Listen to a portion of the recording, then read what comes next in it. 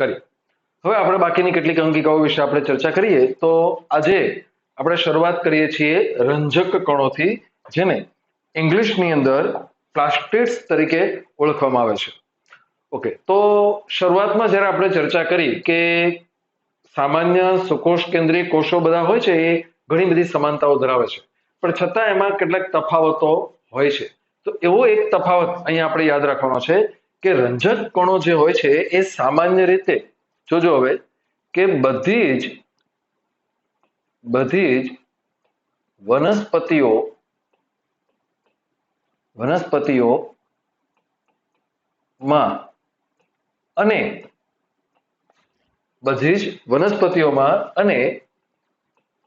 કેટલાક પ્રજીવો, ખાસ કરીને પ્રજીવોનો એક પ્રકાર જેને આપણે કહીએ છીએ યુગ્લિનોઇડ્સ, એમાં જોવા મળે છે. તમે જ્યારે વર્ગીકરણનું બધું ભણશો ત્યારે એમાં યુગ્લિનોઇડ વિશે વધારે સમજવાનું આવશે. પણ અહીંયા એ વાત જોવાની છે કે પ્રજીવો એટલે પ્રાણીઓ, એક કોષી પ્રાણીઓ છે, પણ એ બધામાં નહીં, માત્ર શેમાં યુગ્લિનોઇડની અંદર રંજક કણો જોવા મળે છે. આની સિવાયના બીજા પ્રાણીઓમાં લગભગ ક્યાંય રંજક કણો જોવા મળતા નથી. એટલે ડિફરન્સ યાદ રાખજો કે મોટા ભાગે રંજક કણો ક્યાં જોવા મળે છે? બધી જ વનસ્પતિઓમાં. પ્રાણીઓમાં સામાન્ય રીતે રંજક કણો જોવા મળતા નથી. ઓકે, એના બાકીના લક્ષણોની ચર્ચા કરીએ આપણે. તો આ જે રંજક કણો હોય છે એ મોટા ભાગે કદમાં મોટા હોવાથી શું થાય? તો કે જે સૂક્ષ્મ દર્શક યંત્ર હોય છે, સૂક્ષ્મ દર્શક યંત્રમાં એકદમ સરળતાથી જોઈ શકાય છે. સામાન્ય રીતે આપણા કોષોમાં ઘણી બધી એવી અંગિકાઓ આવી છે કે જે એકદમ સૂક્ષ્મ હોય છે. પરિણામે સૂક્ષ્મ દર્શક યંત્રમાં જોવા માટે પણ આપણે થોડીક મહેનત કરવી પડે છે, અથવા તો સારી કક્ષાનું ઇલેક્ટ્રોન અથવા તો એવા માઇક્રોસ્કોપની જરૂર પડે છે. પરંતુ આ રંજક કણો જે હોય છે એ ઠીક મોટા છે, અને એને કારણે સામાન્ય સૂક્ષ્મ દર્શક યંત્ર જો આપણી પાસે હોય તો પણ એમાં તમે એને સરળતાથી નિહાળી શકો છો, એને જોઈ શકો છો. ઓકે, હવે એના વિશેની ચર્ચા બાકીની વાત કરીએ તો એ એવા છે કે જે મોટા ભાગે, જોજો, કે એવા પદાર્થો છે કે જે મોટા ભાગે કોઈ પણ ચોક્કસ પ્રકારના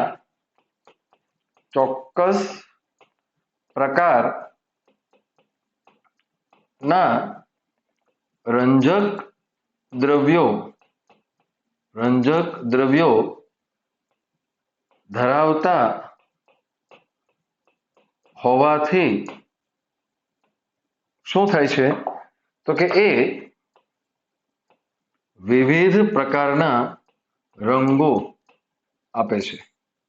મોટા ભાગે આપણે હમણાં વાત કરશું કે આ એવા બધા કણો છે કે જેમાં સ્પેશિયલ રંજક દ્રવ્ય, જો રંજક શબ્દ છે ને એ જ રંગ માટે વપરાશે. એટલે જ્યાં તમે આવો રંજક શબ્દ વાપરો ત્યારે મોટા ભાગે એવું સમજવાનું છે કે કોઈ કલર સાથે સંબંધિત છે.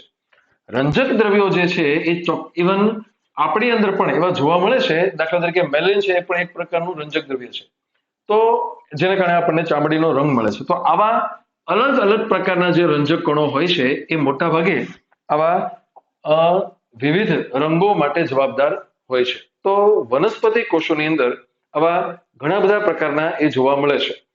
એના જે વિવિધ પ્રકારો છે એની ચર્ચા કરીએ આપણે. તો એનો જે સૌ પ્રથમ પ્રકાર આપણે જોવાનો છે એ છે હરિતકણ.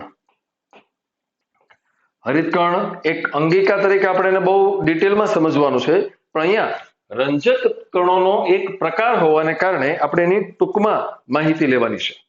તો આ જે બધા હરિત કણો હોય છે એ એવા જે હોય છે કે જે, સમજીએ અહીંયા, ક્લોરોફિલ જેને આપણે હરિત દ્રવ્ય તરીકે ઓળખીએ છીએ, અને એટલે ક્લોરોફિલ વત્તા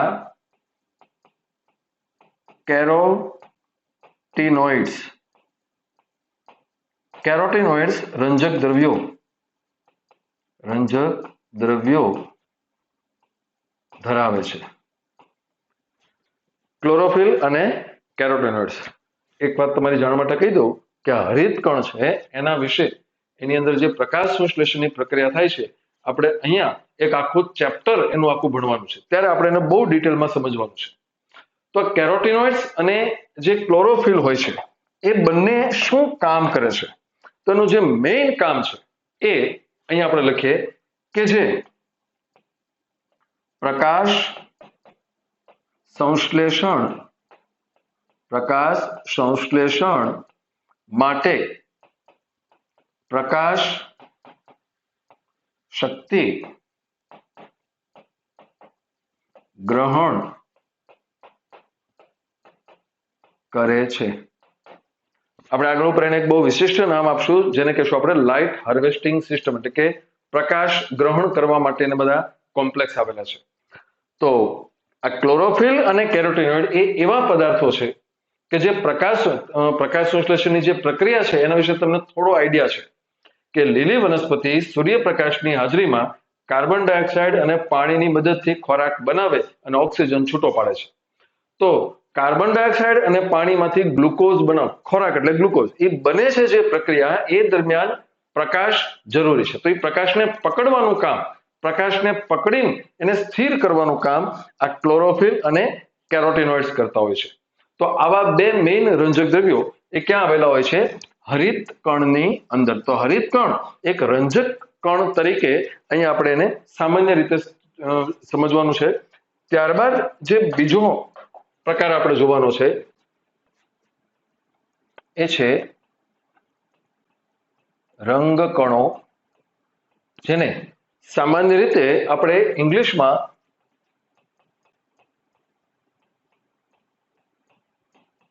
ક્રોમોપ્લાસ્ટ તરીકે ઓળખીએ છીએ. આ જે છે ને હરિત કણ, એને ઇંગ્લિશમાં ક્લોરોપ્લાસ્ટ કહેવાય, અને આપણે નામ આપીએ છીએ ક્રોમોપ્લાસ્ટ. ઓકે, તો સમજીએ ક્રોમોપ્લાસ્ટ વિશે. એટલે કે રંગકણો જે બધા હોય છે એ એવા હોય છે કે જેમાં સામાન્ય રીતે, જોજો હવે, કે જેમાં સામાન્ય રીતે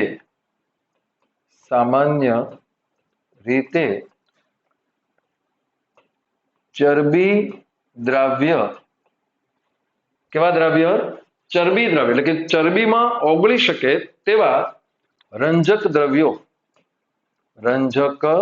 દ્રવ્યો જેવા કે, એના નામ લખવાના છે અહીંયા. એ જે રંજક દ્રવ્યો છે, ચરબીમાં ઓગળે એવા રંજક દ્રવ્યો, એ છે કેરોટીન વત્તા ઝેન્થોફિલ વત્તા અન્ય બીજા કેટલાક આવેલા છે. તો ચરબીમાં ઓગળી શકે તેવા જે રંજક દ્રવ્યો છે એ છે કેરોટીન, ઝેન્થોફિલ અને બીજા કેટલાક છે. આ એવા પદાર્થો છે, ખાસ યાદ રાખજો, કે જેને કારણે વનસ્પતિમાં વિવિધ રંગો હાજર હોય છે. તો આવા જે રંગ આપણને જોવા મળે છે, કેવા કેવા રંગ હોય છે? તો કે નારંગી રંગ હોય છે, પીળો રંગ છે, લાલ રંગ છે. તમે જુઓ, કરેણના પુષ્પો હોય તો એકદમ પીળા રંગના હોય છે. ગુલાબ છે, ગુલાબી અને લાલની ઝાંય એનું મિક્સિંગ હોય છે. તો આવા જુદા જુદા, ગાજર છે નારંગી કલરનું છે, એની પાછળ પણ એનું આ કેરોટીન જવાબદાર છે. તો આવા જુદા જુદા રંગ જેને કારણે મળે છે એની પાછળ જવાબદાર છે આ રંગકણો.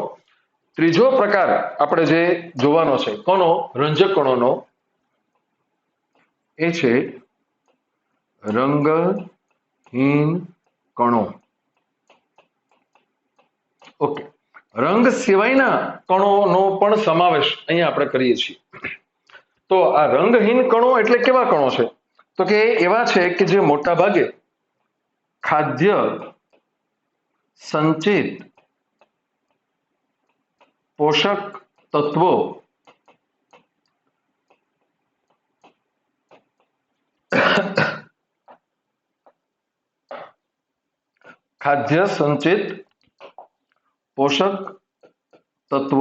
ધરાવે છે.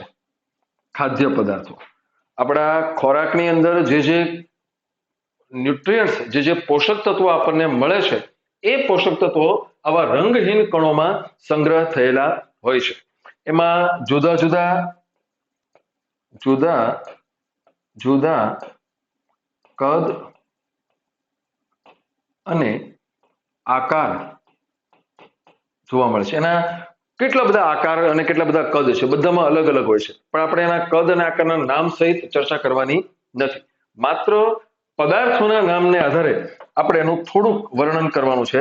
દાખલા તરીકે મંડ કણ અથવા સ્ટાર્ચ કણ. સ્ટાર્ચનો સંગ્રહ કરે છે કે જે ખાસ કરીને કાર્બોદિત પદાર્થો ધરાવે છે. કાર્બોદિત પદાર્થો, એનું એક્ઝામ્પલ આપણે લઈએ તો આપણને ખ્યાલ આવે. બટેટા જે છે બટાટામાં જોવા મળે છે. આપણે એમ કહીએ ને કે બટેટામાંથી આપણને સ્ટાર્ચ મળે છે, તો બટેટાની છાલ છે તો છાલની અંદર એમનામ સ્ટાર્ચ ભરેલો નથી હોતો. બટેટાની અંદર તો બધા કોષો જ હોય છે, વનસ્પતિ પેશીના કોષો, પણ એ કોષો એવા હોય છે કે જેમાં મોટા ભાગના કોષોમાં આવા મંડકણ અથવા તો સ્ટાર્ચ કણ છે કે જે શું ધરાવતા હોય છે? સ્ટાર્ચ કાર્બોદિત ધરાવતા હોય છે. તો આવા કણો એ મંડકણ અથવા તો સ્ટાર્ચ કણ છે. બીજા પ્રકારના જે કણો છે એ છે તેલ કણો. તેલ કણ એ એવા કણો છે કે જે મોટા ભાગે ચરબી વત્તા તેલ ધરાવતા હોય છે. ચરબી અને તેલ જે લિપિડ તરીકે હોય છે એવા ચરબી ધરાવે છે અને તેલ ધરાવતા હોય છે. શું નામ આપશું આપણે એને? તૈલ કણ. અને એનો જે ત્રીજો પ્રકાર છે એ છે સમિતાયા કણ. સમિતાયા કણ કે જે ખાસ કરીને પ્રોટીન ધરાવે છે. પ્રોટીન. તો કયા કયા કણોમાં શેનો સંગ્રહ થાય છે તમારે યાદ રાખવું પડશે. કાર્બોદિતનો સંગ્રહ ક્યાં થાય છે? સ્ટાર્ચ કણ. જો સ્ટાર્ચ કણ પૂછાય ને તો કદાચ તમને યાદ રહી જાય કે ભાઈ આ કાર્બોદિત છે, કારણ કે સ્ટાર્ચ પોતે કાર્બોદિત છે. પણ આ મંડ કણ તમારે યાદ રાખવું પડે. ઓકે, તેલ કણ ઉપરથી તમે સમજી જાઓ કે ચરબી અને તેલ સમાવે છે, પણ આ સમિતાયા કણ પ્રોટીનનો સંગ્રહ કરે છે એ તમારે યાદ રાખવું પડે છે.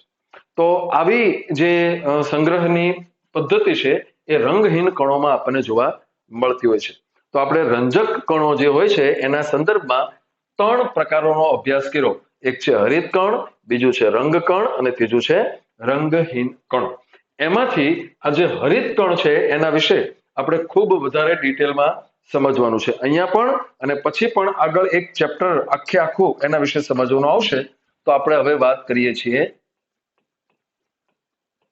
હરિત કણ, જેને સામાન્ય રીતે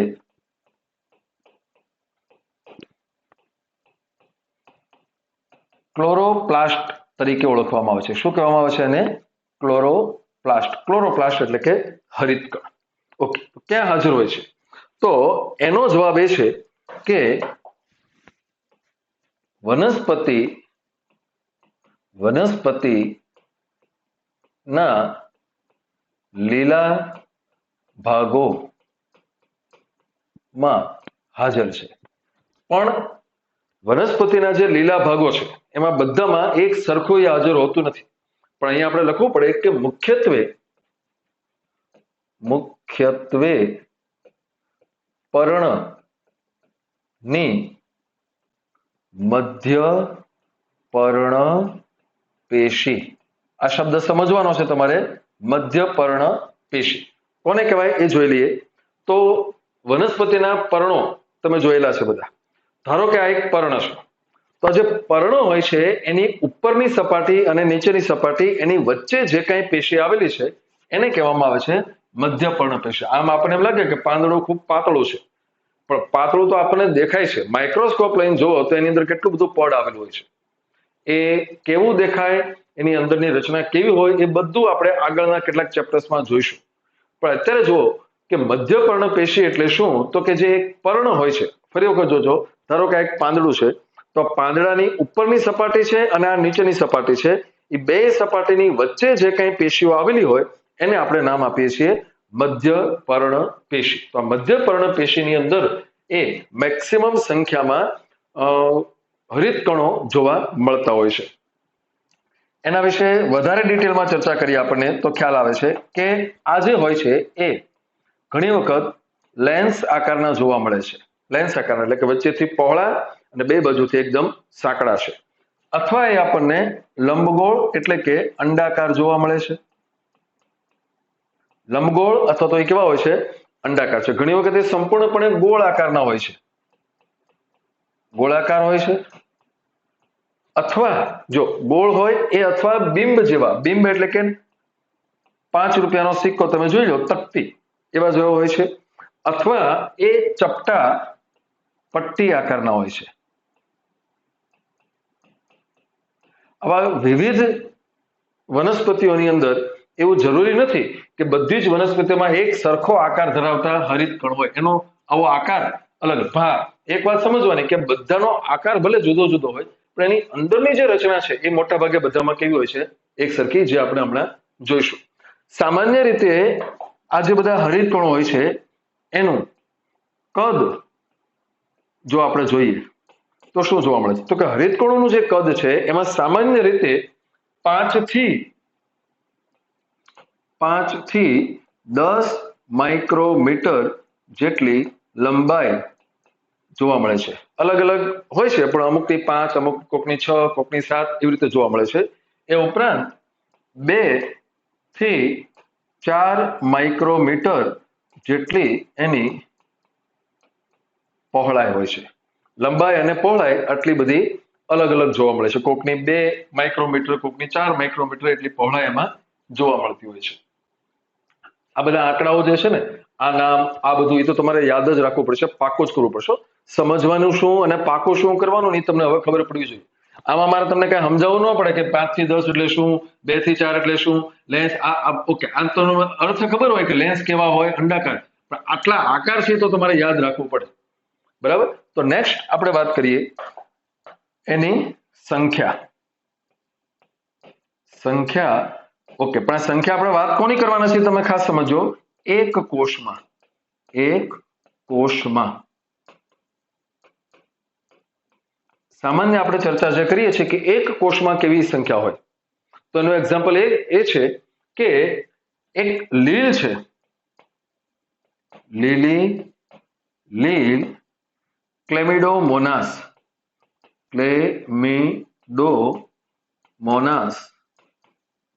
એમાં શું હોય? તો આ જે છે એ એક કોષી લીલ છે. કેવી લીલ છે? એક કોષી લીલ છે. એની અંદર તમે જુઓ કે એમાં એક કોષમાં એક હરિતકણ જોવા મળે. એક કોષમાં એક જ હરિતકણ હોય છે. લીલી લીલ છે, એક કોષી લીલ છે. એક કોષ હોય એમાં હરિતકણ એક જ હોય અને એ પોતાના માટે જરૂરી ખોરાક પોતે બનાવી લે, વાત પૂરી થઈ. પણ બીજી બાજુ અહીંયા આપણે જોઈએ, જેનું નામ ઉપર તમે લખ્યું છે એ આ મધ્યપર્ણપેશી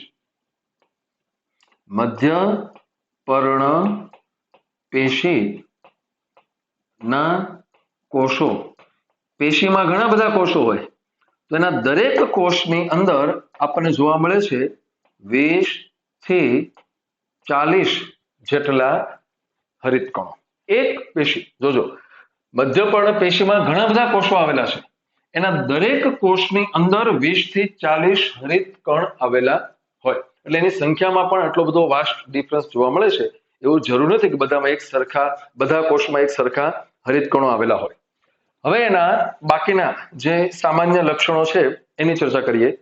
તો અહીંયા આપણે અગત્યની વાત નોંધવાની કે એ બેવડું પટલ ધરાવતી અંગિકા.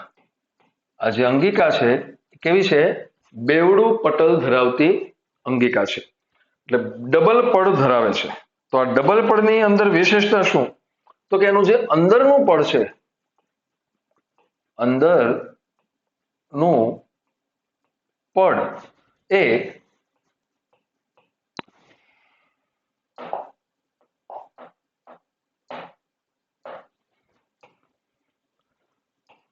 અંદરનું જે પડ છે એ સાપેક્ષમાં ઓછું પ્રવેશશીલ હોય. ઓછું એટલે સાપેક્ષ એટલે હું, તો કે જે બે ની વાત કરો છો ને એમાં, તો અહીંયા બેવડું પટલ છે એટલે શું હોય? એક બહારનું હોય ને એક અંદરનું હોય. તો અંદરનાની વાત થાય છે એટલે સાપેક્ષ એટલે કોની સાપેક્ષ? બહારનાની સાપેક્ષ. બહારનું જે પટલ છે એની સાપેક્ષે અંદરનું પડ ઓછું પ્રવેશશીલ છે. ઓછું એટલે શું? એમાંથી પદાર્થોની આવજા પ્રમાણમાં કેવી થાય છે? ઓછી થતી હોય છે. તો આવું ઓછું પ્રવેશશીલ હોય એવું પટલ કયું છે? તો કે અંદરનું પટલ છે. હવે એની અંદર આપણે વધારે આગળ વાત કરીએ તો એક શબ્દ આપણે સમજવાનો આવે છે સ્ટ્રોમા, અથવા જેને કહેવામાં આવે છે આધારક. હવે એક વાત અહીંયા નોંધી લેજો, આપણે ગઈકાલે જે કણાપ સૂત્રની વાત કરતા હતા એમાં પણ આધારક આવ્યું હતું, પણ ત્યાં આધારક એટલે હતું મેટ્રિક્સ, યાદ રાખજો. અને અહીંયા આધારક એટલે છે સ્ટ્રોમા. એટલે જો મેટ્રિક્સ લખેલું હોય તો સમજવાનું કે કણાપ સૂત્રનું આધારક છે, અને જો સ્ટ્રોમા લખેલું હોય તો સમજવાનું છે એ હરિતકણનું આધારક છે. એટલે આ સ્ટ્રોમા અથવા તો આધારક એટલે શું?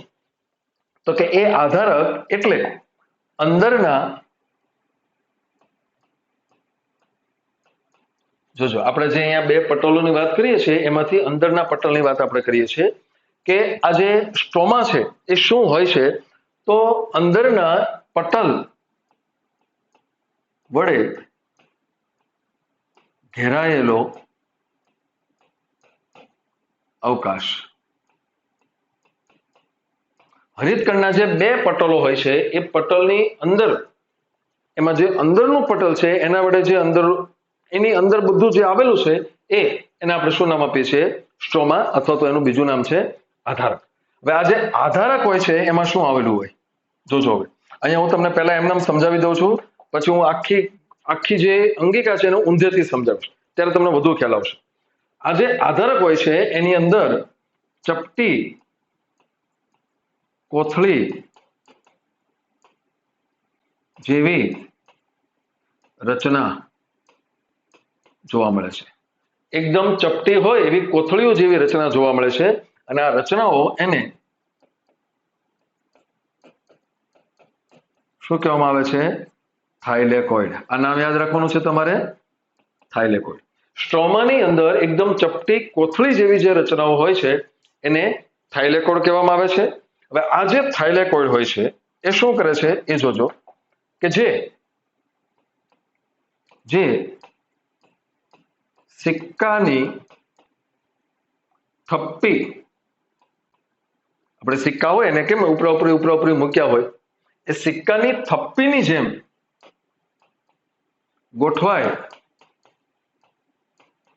ગોઠવાઈને જે બનાવે છે એને નામ આપવામાં આવે છે ગ્રેનમ. યાદ રાખજો, શું નામ છે એનું? ગ્રેનમ. આ જે ગ્રેનમ છે ને એક વચન નામ છે. ગ્રેનમ કેવું નામ છે? એક વચન. પણ અને બધા જ ગ્રેનમ ભેગા થાય તો એને ગ્રેના અથવા ગ્રાના તરીકે ઓળખવામાં આવે છે. એટલે ગ્રાના જે છે એ બહુવચનનું નામ છે. શું નામ છે? એ બહુવચનનું નામ છે. એટલે ગ્રેનમ ભેગા થાય તો ગ્રેનમ એક વચન નામ છે. બધા જ ગ્રેનમને જો તમે સાંકળી લો એટલે તો બધાનો એક સાથે વાત કરો તો એ છે ગ્રેના, અથવા તો એનું બીજું નામ શું છે? ગ્રાના. તો એ જે છે ગ્રાના છે. અથવા એને કહેવામાં આવે છે આંતર, આ જે છે ને એનું બીજું નામ શું છે? આંતર ગ્રેનમ થાઇલેકોઇડ. શું નામ છે એનું? આંતર ગ્રેનમ થાઇલેકોઇડ. આ નામ છે ગ્રેના અથવા ગ્રાના, અથવા એને શું કહેવામાં આવે છે? આંતર ગ્રેનમ થાઇલેકોઇડ. એટલે બધા જ ગ્રેનમ જોડાઈને જે બને છે એ આ છે. બાકીની રચનાઓની વાત આપણે કરીએ, જો આગળ જઈએ તો શું થાય? તો અહીંયા આપણે એવું જોવાનું છે કે જે વિવિધ ગ્રેનમ ને એક બીજા સાથે સાંકળતા પટ્ટાઓ આવેલા હોય છે. એક હરિતકણમાં જે ઘણા બધા ગ્રેનમ હોય છે એને એકબીજા સાથે જોડે એવા પટ્ટાઓ આવેલા છે. એ પટ્ટાઓ જે હોય છે એને નામ આપવામાં આવે છે આંતર ગ્રેનમ પટલ અથવા એનું બીજું નામ છે સ્ટ્રોમા થાઇલેકોઇડ અથવા એનું ત્રીજું નામ છે ફ્રીટ ચેનલ. શું નામ છે એનું? ફ્રીટ ચેનલ. આ અંગિકા એના વિશે તમારે જે 13મા ચેપ્ટરમાં ભણવાનું છે એમાં જેટલું જરૂરી છે એ બધું પણ હું તમને અત્યારે હારવાર કરાવી દઈશ. તો આંતરગ્રેનમ પટલ અથવા એનું નામ છે સ્ટ્રોમા થાઇલેકોઇડ અથવા એનું ત્રીજું નામ શું છે? ફ્રીટ ચેનલ. કારણ કે ફ્રીટ નામના વૈજ્ઞાનિકે એની ઉપર ઘણા બધા સંશોધનો બધું કરેલું છે. તો આવી રીતે એ જોવા મળે છે. હવે આપણે જે સમજવાનું છે એને થોડુંક જુદી રીતે જોવાનું આવશે. પહેલા આપણે જે ટેક્સ્ટબુકની અંદર થોડુંક વર્ણન જે આપેલું છે એના આધારે થોડુંક આમ જોઈ લઈએ તો શું છે કે જે દરેક ગ્રેનમ હોય છે, ગ્રેનમ ના પટલ થી ઘેરાયેલ અવકાશ એને કોટર એટલે કે લ્યુમેન કહેવામાં આવે છે. શું કહેવામાં આવે છે એને? લ્યુમેન. હવે આટલું તમે જે ભણ્યા ને આપણી બુક પ્રમાણે જે જોયું એને હું થોડુંક અહીંયા આકૃતિમાં તમને વધારે સમજાવું, કારણ કે અત્યાર સુધી આપણે માત્ર વર્ણન લખ્યું છે. તો જુઓ કે દરેક થાઇલેકોઇડ કેવા હોય છે એ જોજો. આ એક થાઇલેકોઇડ છે. આ શું દોર્યું આપણે? થાઇલેકોઇડ છે. જો અહીંયા અંદર જે પોલાણ જોવા મળે છે ને, આપણે અહીંયા જે નામ લખ્યું ને આ છે લ્યુમેન. આ લ્યુમેન છે. થાઇલેકોઇડના પટલની વચ્ચે જે પોલાણ છે કોટર એ આ લ્યુમેન છે. આ એક થાઇલેકોઇડ મેં દોર્યું. હવે આવા ઘણા બધા થાઇલેકોઇડ એકબીજા ઉપર આમ ગોઠવાય સિક્કાની થપ્પીની જેમ આ રીતે. તો આ જે બન્યું એ છે ગ્રેનમ. આ શું છે? ગ્રેનમ. અને આવા ઘણા બધા ગ્રેનમ એમાં આવેલા હોય. શેમાં? હરિતકણમાં. અને એ બધું બની જાય છે ગ્રાના. તો આ આખી જે રચના છે એ કેવી રીતે હોય એ સમજીએ. તો સૌથી પહેલા હવે હું તમને મારી રીતે સમજાવીશ ઊંધું. અહીંયા આપણે જોઈએ કે જે હરિતકણ હોય છે એની રચનામાં આ રીતે આવેલું છે. તો આ છે એના પટલ.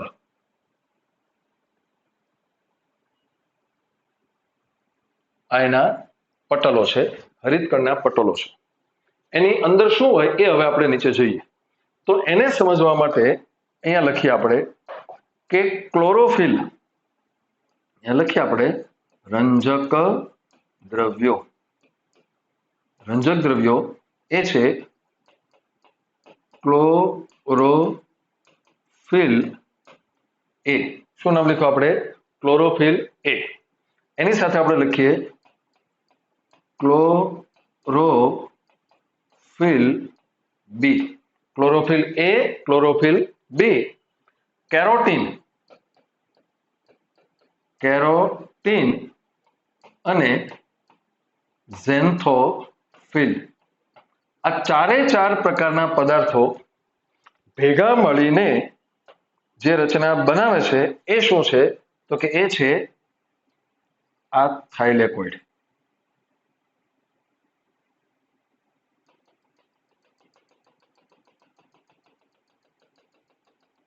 એટલે આ જે બધા રંજક દ્રવ્યો આવેલા હોય ને એ અહીંયા આવેલા હોય છે. આમાં એના પટલમાં આવેલા હોય છે. ક્યાં આવેલા હોય?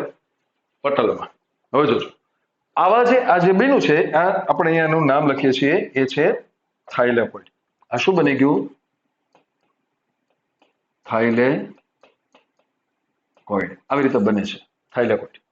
હવે જુઓ કે આવા બધા થાઇલેકોઇડ અહીંયા આપણે દોર્યું છે એની જેમ જ તે ફરી વખત દોરો. અહીંયા 1 2 3 4 6 7 8 આવા ઘણા બધા ગ્રેનમ ઉપરાઉપરી થાઇલેકોઇડ ઉપરાઉપરી બધા ગોઠવાના. એટલે આ જે રચના આખી બની ગઈ એ શું બની ગઈ? ગ્રેનમ. આ ગ્રેનમ બને છે. હવે જોજો કે આવા જે બધા ગ્રેનમ હોય છે એ ગ્રેનમ, આ જે બધા ગ્રેનમ છે એ હું નવેસરથી દોરું છું ફરી વખત એની જગ્યા જરૂરિયાત પ્રમાણે. અહીંયા મેં જે ગ્રેનમ દોર્યું છે એવા હું હવે અહીંયા બતાવીશ. તો અહીંયા છે 1 2 3 4 5 6 7 આ એક ગ્રેનમ બની ગયું આવું. ઓકે, આવું 1 2 3 4 આમ છે. અહીંયા પણ આ ગ્રેનમ છે, આ ગ્રેનમ છે. આ બધા જુદા જુદા ગ્રેનમ છે. અસંખ્ય ગ્રેનમ એની અંદર આવેલા હોય.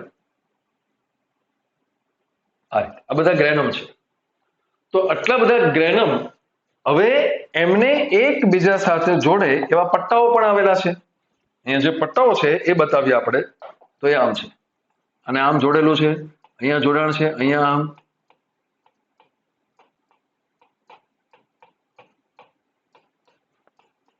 એવું જરૂરી નથી કે એક ગ્રેનમ માત્ર એક જ સાથે ગમે ત્યાં આંતર જોડાણ એનું હોય છે. તો અહીંયા તમે જુઓ કે એકબીજા વિવિધ ગ્રેનમ, આ એક ગ્રેનમ છે, એક ગ્રેનમને એકબીજા સાથે સાંકળતા શું આવેલા છે? આંતર ગ્રેનમ પટલ, સ્ટ્રોમા થાઇલેકોઇડ અથવા એનું નામ શું છે? ફ્રીટચન. તો એ આ છે ગુલાબી કલરમાં આપણે જે બતાવ્યું છે. તો આ આંતર ગ્રેનમ પટલ. અને હવે જોજો અહીંયા બધા જ ગ્રેનમ અને બધું જ બાકીનું ભેગું થાય આ ગુલાબી પટ્ટા અને ગ્રીન, એનું જ નામ છે ગ્રાના. બહુવચનમાં જેને આપણે કહીએ છીએ એ ગ્રાના છે. તો બાકીનો જે ભાગ છે અહીંયા એની અંદર અહીંયા જે દ્રવ્ય ભરેલું છે આ પદાર્થ એ છે સ્ટ્રોમા. આ શું નામ છે એનું? સ્ટ્રોમા. બાકીનું પ્રવાહી એ સ્ટ્રોમા છે અને અંદર જે બીજું દેખાય છે તમને એ આ બધું ગ્રેના અથવા એનું શું કહેવામાં આવે છે? ગ્રાના.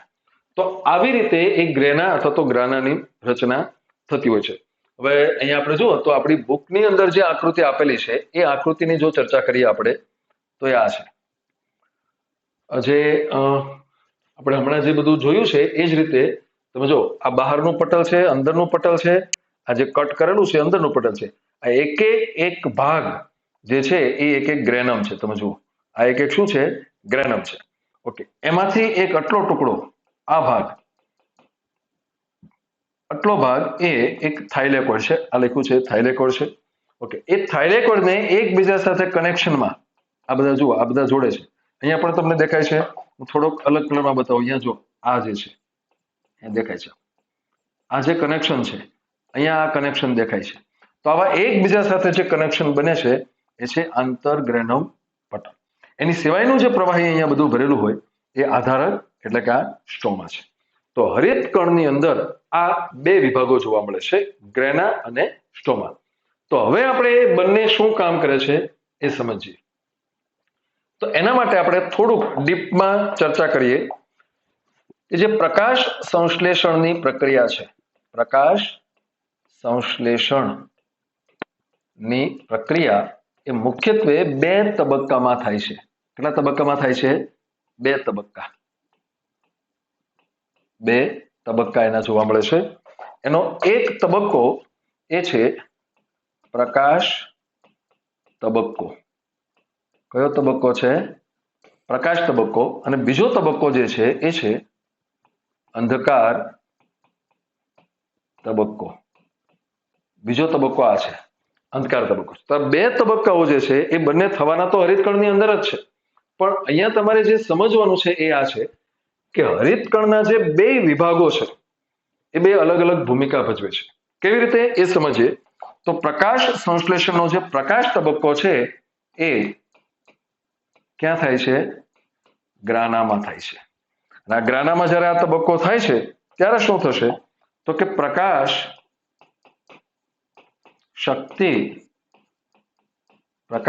શક્તિનું શું થાય છે? શોષણ. પ્રકાશ શક્તિ જે હોય છે ને શોષિત કરવામાં આવે છે, એનું શોષણ થાય અને આ શોષણ થયેલી શક્તિ એનું શું કરવામાં આવે છે? સ્થાપન, સ્થિર કરવામાં આવે છે. ઓકે, પ્રકાશ ઉપયોગમાં લેવાઈ ગયો. કોણે ઉપયોગમાં લીધો? ગ્રાનામાં, પ્રકાશ તબક્કા દરમિયાન. બીજો તબક્કો જે છે એ અંધકાર તબક્કો છે. તો અંધકાર તબક્કો જે છે એ અહીંયા આપણે એના વિશે લખીએ કે એ થાય છે સ્ટ્રોમાની અંદર, એટલે કે સ્ટ્રોમામાં થાય છે.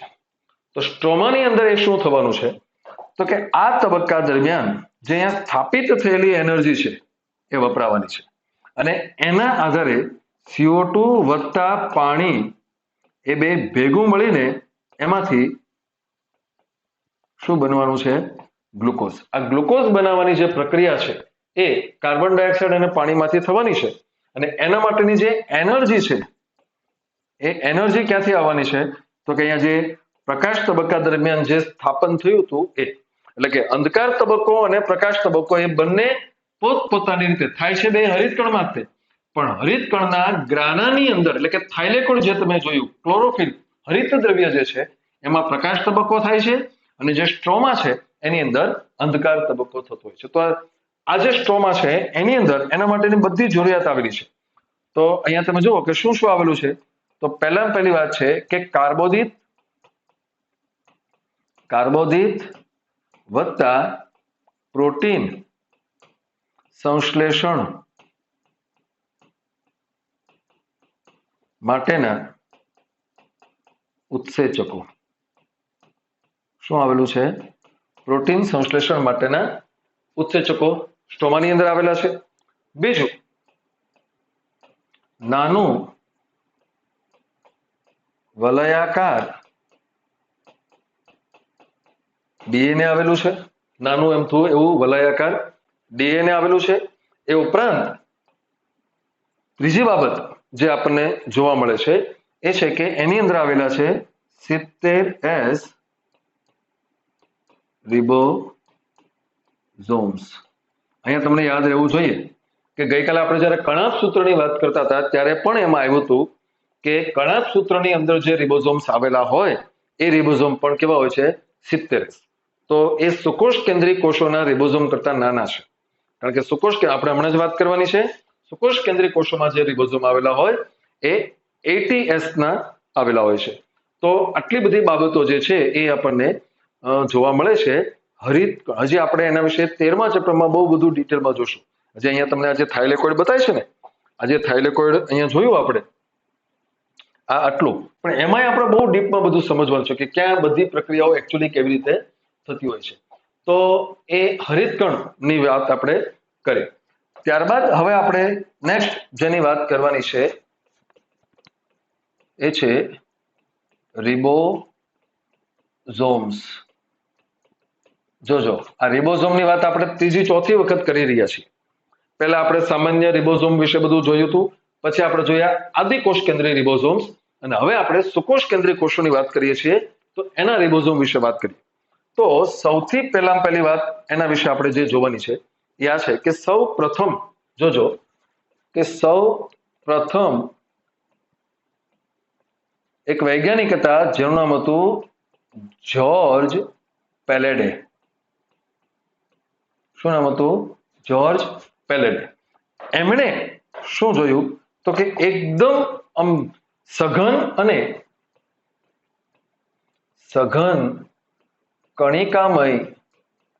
કણિકામય રચના તરીકે અવલોકન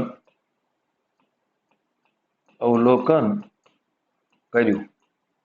કોણે કર્યું, જ્યોર્જ પેલેડે. અને એટલા માટે રિબોઝોમ માટે આપણે લખીએ કે જે રિબોઝોમ છે એને કહેવામાં આવે છે પેલેડે ના કણો. યાદ રાખો, શું નામ આપ્યું છે એને, પેલેડે ના કણો. ધ ગ્રેન્યુલ્સ ઓફ પેલેડે એવું નામ અપાય છે, કણો, કારણ કે એકદમ નાની સઘન એટલે કે એકદમ મજબૂત કણિકાઓ તરીકે એને ગોતેલું છે. હવે આપણે એની વાત કરીએ કે રિબોઝોમનું જે બંધારણ છે એ કેવું હોય. તો રિબોઝોમનું બંધારણ એવું હોય છે કે જેમાં રિબોન્યુક્લિક એસિડ જેને ટૂંકમાં આપણે નામ આપીએ છીએ આરએનએ. રિબોન્યુક્લિક એસિડ વત્તા પ્રોટીન ધરાવે છે.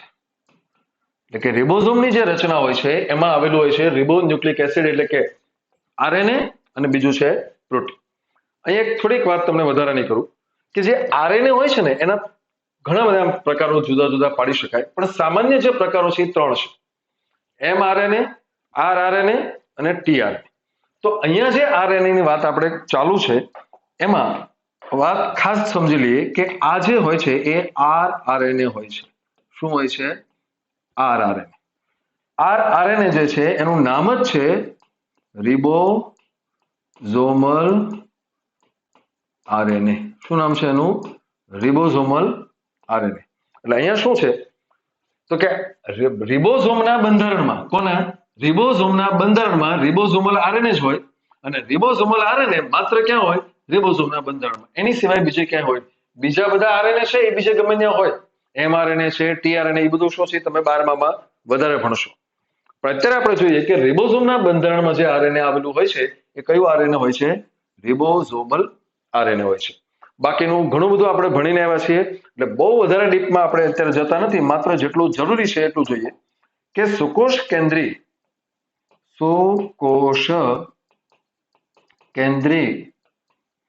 જે રિબોઝોમ હોય છે એ ખાસ યાદ રાખજો 60S વત્તા 40S આવા 2 એકમો ભેગા મળીને 80S રિબોઝોમ બનાવે છે. કેવા? 80S. તમને ખ્યાલ છે કે રિબોઝોમની જે રચના હોય છે એમાં 2 પેટા એકમો છે.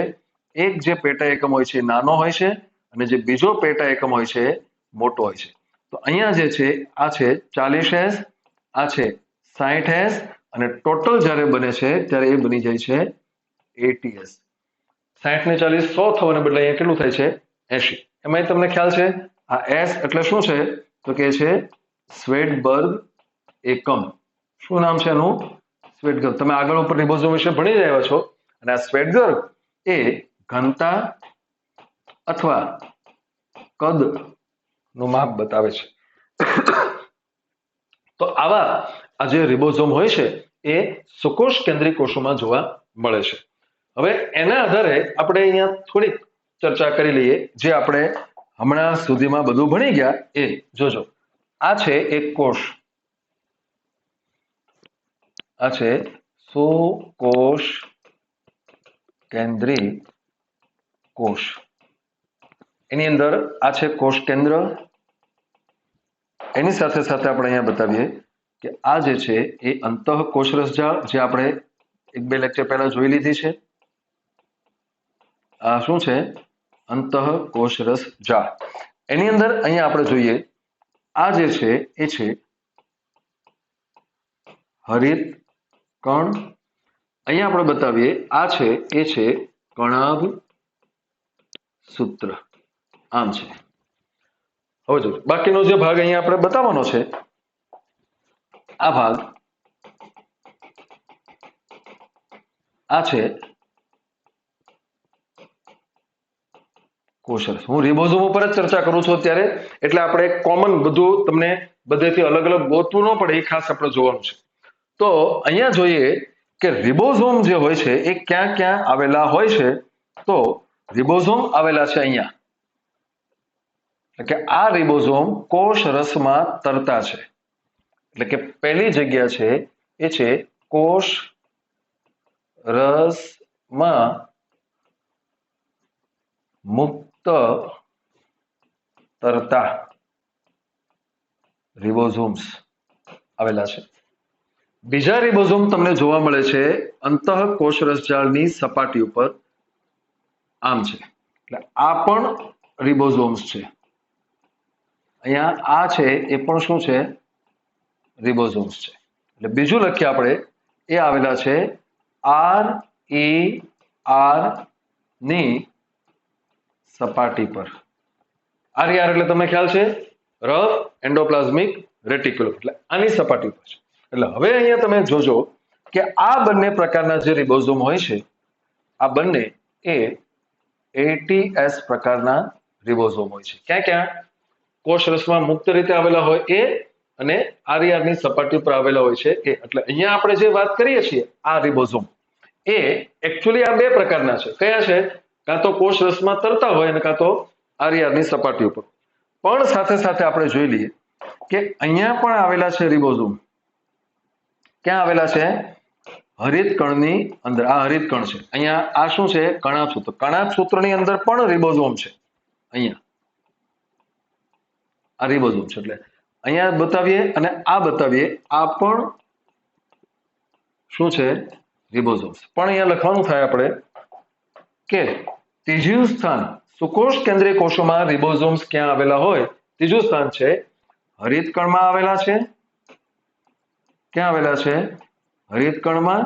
અને ચોથું જે સ્થાન છે એ છે કણાભ સૂત્રમાં. તો આ બંને જગ્યાએ જે રિબોઝોમ જોવા મળે છે એ હોય છે આદિકોષ કેન્દ્રીય રિબોઝોમ. આદિકોષ કેન્દ્રીય રિબોઝોમ્સ કે જે એકચ્યુઅલી ક્યાં હોય છે? 70S પ્રકારના. એટલે તમને પ્રશ્ન એવો પૂછાય ને કે સુકોષ કેન્દ્રીય કોષોમાં આદિકોષ કેન્દ્રીય રિબોઝોમ ક્યાં આવેલા હોય? એનો જવાબ છે આ બે, હરિત કણમાં અને કણાભ સૂત્ર. તો આ બે જગ્યાઓ સુકોષ કેન્દ્રીય કોષોની અંદર આ બે જગ્યાઓ એવી છે કે જ્યાં રિબોઝોમ કેવા આવેલા હોય છે? આદિકોષ કેન્દ્રીય. ઉપર જે આપણે લખ્યું છે ને એ સુકોષ કેન્દ્રીય રિબોઝોમ છે. આ જે છે એ છે સુકોષ કેન્દ્રીય રિબોઝોમ. સુકોષ કેન્દ્રીય એટલે સુકોષ કેન્દ્રીય રિબોઝોમ આ છે અને ક્યાં આવેલા હોય? અહીંયા. આદિકોષ કેન્દ્રીય રિબોઝોમ ક્યાં છે? 70S. અને ક્યાં આવેલા હોય? હરિત કણમાં અને કણાભ સૂત્રની અંદર. તો આવી રીતે એ રિબોઝોમની વહેંચણી સુકોષ કેન્દ્રીય કોષોની અંદર આ 4 જગ્યાઓમાં જોવા મળે છે.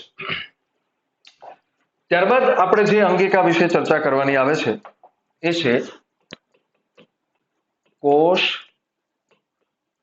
રસ કંકાલ, જેને આપણે સાઇટોસ્કેલેટન તરીકે ઓળખીએ છીએ. શું નામ છે આનું? સાઇટોસ્કેલેટન. તો આ સાઇટોસ્કેલેટન ખૂબ અગત્યનો ભાગ છે. જો કે એની ચર્ચા આપણે બહુ ઓછી કરવાની છે આપણી બુક પ્રમાણે, પણ કોષનો એક ખૂબ જ અગત્યનો ભાગ એ આ સાઇટોસ્કેલેટન એટલે કે કોષ રસ કંકાલ તરીકે આપણને જોવા મળે છે. તો શું જોઈએ છે એના વિશે આપણે પહેલા જોઈ લઈએ કે સમગ્ર કોષની અંદર, સમગ્ર કોષમાં પથરાયેલી, શું પથરાયેલી છે? તો કે પ્રોટીન ની જાળીદાર રચના. આખા કોષમાં પથરાયેલી પ્રોટીનની બનેલી જાળી એ કોષ રસ કંકાલ છે. તો હવે એને સમજવા માટે અહીંયા આપણે કોષની અંદર કેમ એ ગોઠવાય છે એ થોડું સમજી લઈએ. તો ધારો કે અહીંયા આ એક કોષ છે. મેં તમને પહેલા પણ કીધેલું છે કે આમ જ્યારે દોરવામાં આવે છે ત્યારે એકચ્યુઅલી કોષનો સામેનો દેખાવ છે. ખરેખર કોષ કેવો હશે? તો એ આમ છે. આ રીતે આપણા કોષો એકચ્યુઅલી આવા છે. તો હવે તમે જુઓ કે તમે જ્યારે એમ કહો છો કે કોષની અંદર હરિત કણ આવેલા છે, કણાભ સૂત્ર આવેલા છે, રિબોઝોમ્સ, એટલું બધું ક્યાં છે? આ કબાટ જેવો જે ભાગ છે એમાં બધું તળિયે પડ્યું છે? નહીં. એ બધું આખા કોષમાં વ્યવસ્થિત રીતે વહેંચાયેલું છે અને એની પાછળ જવાબદાર છે આ કોષ રસ કંકાલ. તો અહીંયા તમે જુઓ કે તંતુઓની જાળી જે છે એ આમ છે. અંદર ઊભી ઊભી આ બધી જાળીઓ આવેલી છે. પ્રોટીનની બનેલી આ બધી જાળી છે.